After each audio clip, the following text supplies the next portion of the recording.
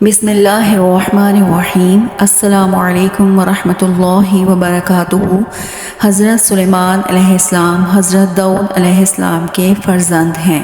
یہ اپنے مقدس باپ کے جانشین ہوئے اور اللہ تعالیٰ نے ان کو نبوت اور سلطنت دونوں سعادتوں سے سرفراز فرما کر تمام روئے زمین کا بادشاہ بنا دیا، اور 40 برس تک آپ تخت سلطنت پر جلوہ گر رہے۔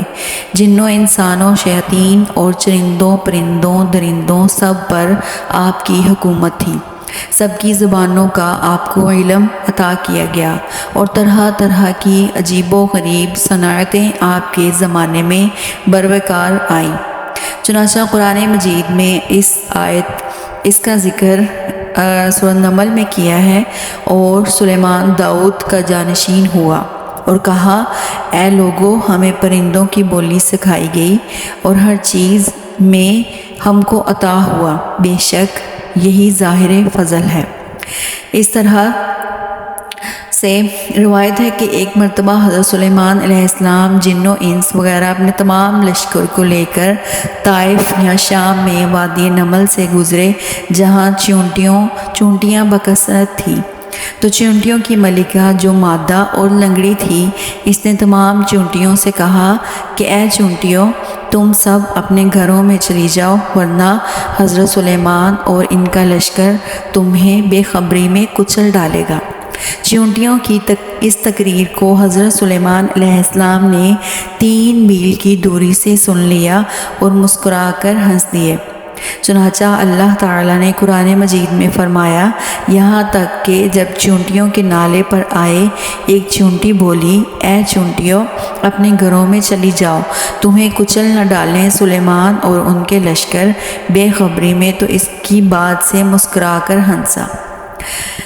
اس واقعے سے ہمیں یہ بھی ہدایت ملتی ہے کہ چونٹیوں کی آواز کو 3 میل کی دوری سے سن لینا یہ حضرت سلیمان علیہ السلام کا معجزہ ہے، اور اس سے معلوم ہوا کہ حضرات انبیاء اکرام علیہ السلام کی بصارت و سماعت کو عام انسانوں کی بصارت و سماعت پر قیاس نہیں کر سکتے، بلکہ حق یہ ہے کہ انبیاء اکرام کا سننا اور دیکھنا دوسری طاقتیں عام انسان کی طاقتوں سے بڑھ چڑھ کر ہوا کرتی ہیں۔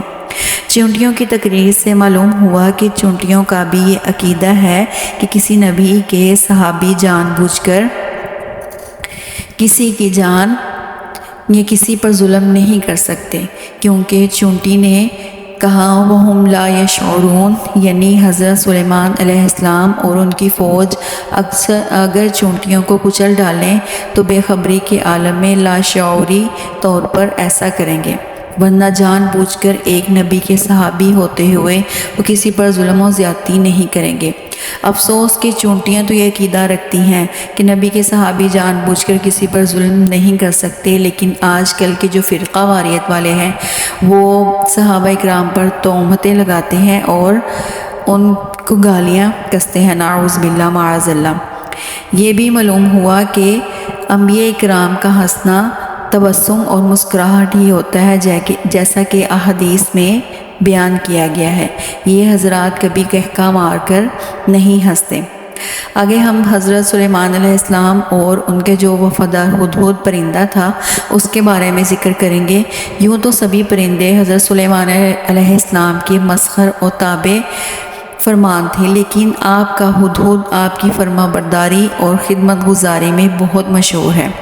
اسی ہدہد نے آپ کو ملک کے سبا کی ملکہ بلقیس کے بارے میں خبر دی تھی کہ وہ ایک بہت بڑے تخت پر بیٹھ کر سلطنت کرتی ہے، اور بادشاہوں کے شان نشان جو بھی سر و سامان ہوتا ہے وہ سب کچھ اس کے پاس ہے، مگر وہ اس کی قوم ستاروں کی پجاری ہے۔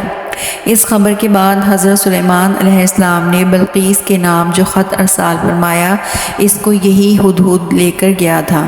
چنانچہ قرآن کریم کا ارشاد ہے کہ حضرت سلیمان علیہ السلام نے فرمایا، تم میرا یہ خط لے کر جاؤ اور ان کے پاس یہ خط ڈال کر پھر ان سے الگ ہو کر تم دیکھو کہ وہ کیا جواب دیتے ہیں۔ چنانچہ ہدہد خط لے کر گیا اور بلقیس کی گود میں اس خط کو اوپر سے گرا دیا۔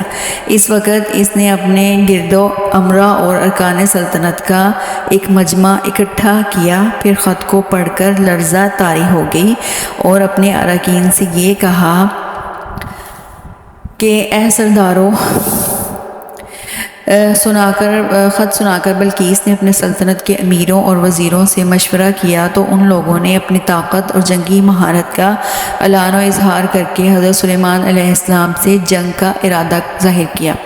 اس وقت عقل مند بلقیس نے اپنے امیروں اور وزیروں کو سمجھایا کہ جنگ مناسب نہیں، کیونکہ اس سے شہر ویران اور شہر کے عزت دار باشندے ذلیل و خوار ہو جائیں گے، اس لیے میں یہ مناسب خیال کرتی ہوں کہ کچھ ہدایف و تحائف ان کے پاس بھیج دوں۔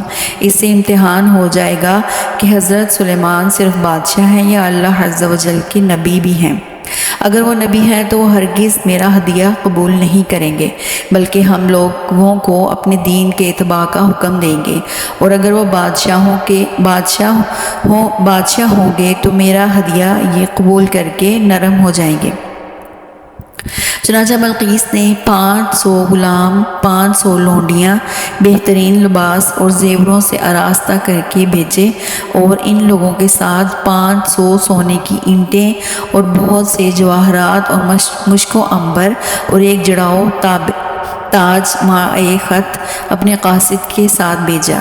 ہدہد جب دیکھ کر روانہ ہو گیا اور حضرت سلیمان علیہ السلام کے دربار میں آ کر سب خبریں پہنچا دی۔ چنانچہ بلقیس کا قاصد جب چند دنوں کے بعد تمام سامان لے کر دربار میں حاضر ہوا تو حضرت سلیمان علیہ السلام نے غضبناک ہو کر قاصد سے فرمایا کیا مال سے میری مدد کرتے ہو تو جو مجھے اللہ نے دیا وہ بہتر ہے اس سے جو تمہیں دیا، بلکہ تمہیں اپنے تحفہ پر خوش ہوتے ہو۔ پلٹ جا ان کی طرف، تم ضرور ہم ان پر وہ لشکر لائیں گے جن کی انہیں طاقت نہ ہوگی، اور ضرور ہم ان کو اس شہر سے ذلیل کر کے نکال دیں گے، یوں کہ وہ پست ہوں گے۔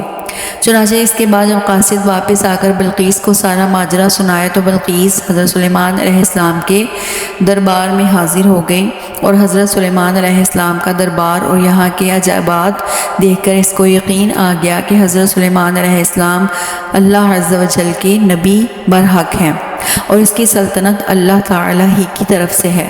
حضرت سلیمان علیہ السلام نے بلقیس کو اپنے دین کی دعوت دی تو اس نے نہایت ہی اخلاص کے ساتھ اسلام قبول کر لیا۔ پھر حضرت سلیمان علیہ السلام نے بلقیس کے ساتھ نکاح کر کے اس کو اپنے محل میں رکھ لیا۔ اس سلسلے میں ہدہد نے جو کارنامے انجام دیے وہ بلا شبہ عجائبات عالم میں سے ہے، یقیناً حضرت سلیمان علیہ السلام کے معجزات میں سے ہیں۔ آگے ہم اگلی ویڈیو میں بلقیس کے تخت کے بارے میں بات کریں گے کہ وہ کس طرح سے حضرت سلیمان علیہ السلام کے پاس پہنچا، اور ان کی آگے زندگی کے بارے میں بات کریں گے۔ اگلی ویڈیو بھی لازمی دیکھیے گا، اس ویڈیو کو بھی لازمی دیکھیے گا۔ اللہ تعالیٰ میرے اور آپ کے علم میں اضافہ فرمائے، آمین یا رب العالمین۔